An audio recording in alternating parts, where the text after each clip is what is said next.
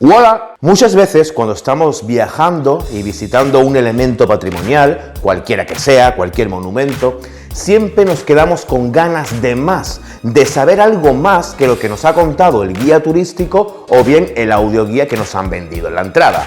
Y automáticamente nos disponemos a buscar más información de lo que ya hemos aprendido, bien en Wikipedia. Señores, no hagáis eso, o bien en cualquier blog o página de internet.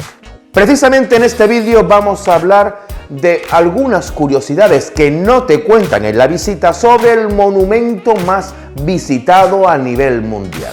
Pero antes de comenzar te invito a que te unas al canal, le des a la campanita, me regales un like y por supuesto, si te gusta el contenido y quieres y puedes unirte al canal en la pestaña de unirte para colaborar con él, con el crecimiento del canal, o bien en la plataforma Patreon, que en la caja de descripción del vídeo te dejo cómo puedes hacerlo. Y me ayudas mucho a seguir creando contenido de calidad en este canal. Ahora sí que sí, comenzamos.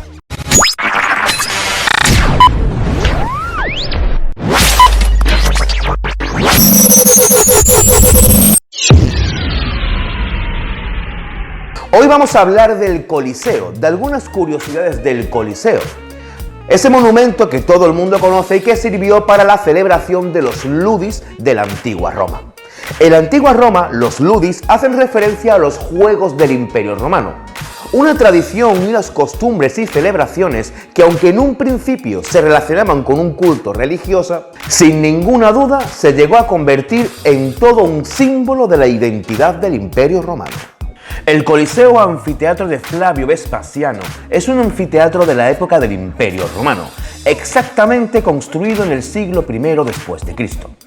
Está ubicado en el este del Foro Romano y es el más grande de los que se construyeron en todo el imperio. De ahí su apodo de Coliseo, término que viene de coloso, que significa gigante.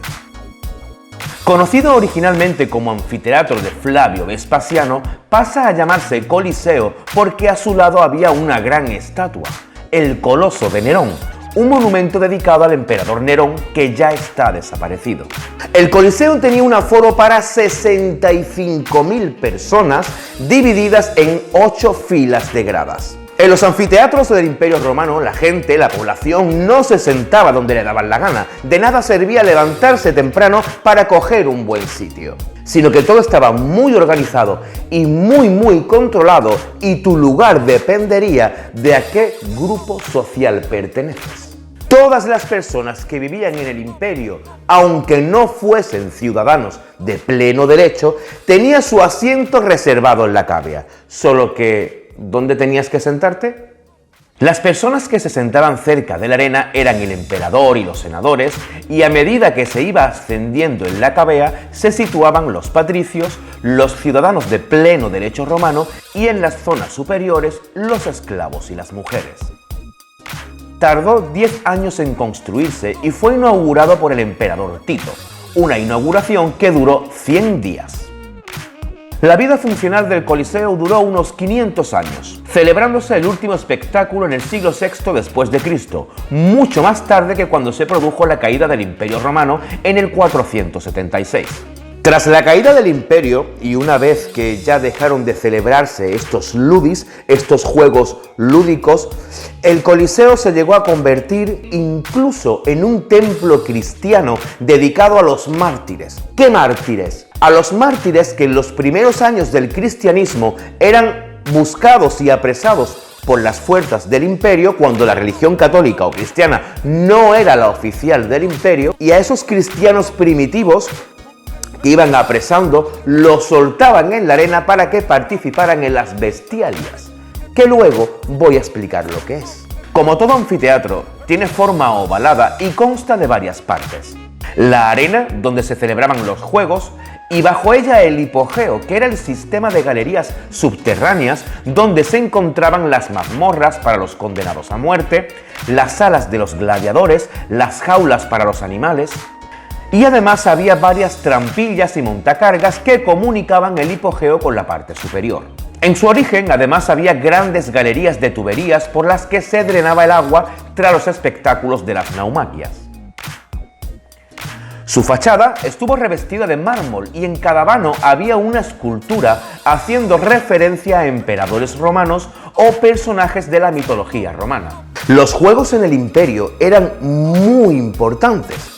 Podríamos asemejarlo con la afición que actualmente hay en el mundo hacia el deporte del fútbol, pues en la Roma imperial lo era hacia los ludis, hacia los juegos. Cuando se quería enorgullecer el imperio por alguna victoria en una batalla, se celebraban juegos.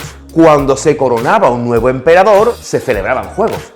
Pero incluso cuando la situación política no era favorable y el pueblo estaba descontento con el liderazgo político, se celebraban juegos. ¿Por qué? Porque así la propia población olvidaba el problema y se centraban en los juegos. Así que los ludis sirvieron sobre todo también como un mecanismo o método de control de masas. ¿Os suena de algo este método? Déjame en los comentarios algún método que haya utilizado el gobierno de tu país para desviar la atención de la población en algún problema social, económico o político que hayáis o tengáis teniendo. Ya había un dicho muy popular entre los políticos del Imperio Romano para poder calmar a la población en épocas en las que no todo iba bien y se querían meter al pueblo en el bolsillo.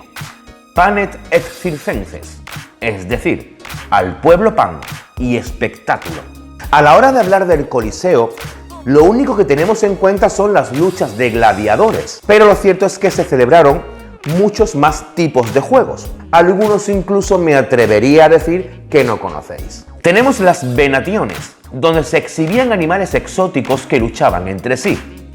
O las bestialias, donde se volvían a exhibir animales exóticos, pero esta vez luchaban contra personas. Y que en los primeros años del cristianismo, cuando la religión cristiana aún no era oficial en el imperio, los cristianos fueron perseguidos y se les obligaban a participar en el espectáculo para que estos luchasen contra leones, tigres, elefantes o hipopótamos.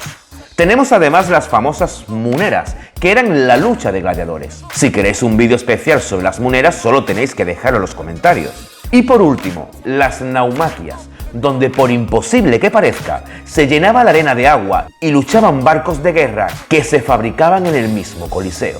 Todos juegos de sangre, lo que quiere decir que todo participante debía luchar por su vida, ya que en la arena o vives o mueres.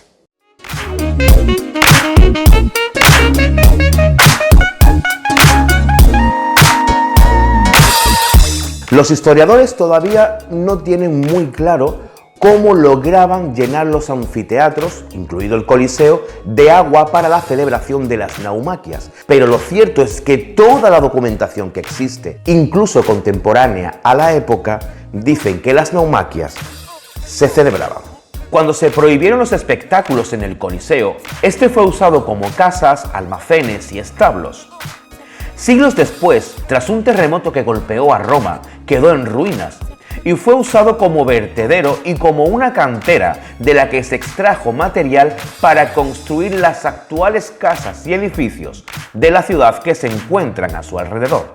Desde el año 2000, el Coliseo se ilumina de manera especial cada vez que alguien en el mundo es condenado a muerte. Además, determinados días al año, cuando llevan a cabo una campaña de lucha contra la pena capital, la pena de muerte, se ilumina igualmente. Es muy anecdótico que el Coliseo, el que fuera un símbolo de los ludis de sangre, símbolo de la muerte al fin y al cabo, en el Imperio Romano, se haya convertido precisamente en el único y primer monumento mundial en luchar contra la pena de muerte.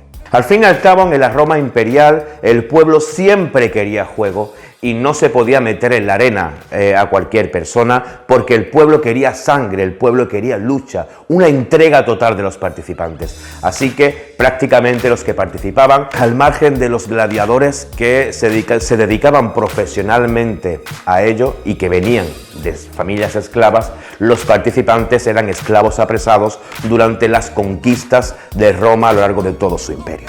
Con un promedio de más de 6 millones de turistas anuales, según TripAdvisor, el Coliseo es el monumento más visitado del país y del mundo. Si te ha gustado el vídeo, regálame un like, suscríbete al canal y le das a la campanita para cuando yo suba nuevos vídeos YouTube te avise. Te invito a que me sigas en mis redes sociales donde cuelgo material de historia distinto al del canal, lo hago a través de las fotografías que realizo durante mis viajes. Nos vemos en el próximo vídeo.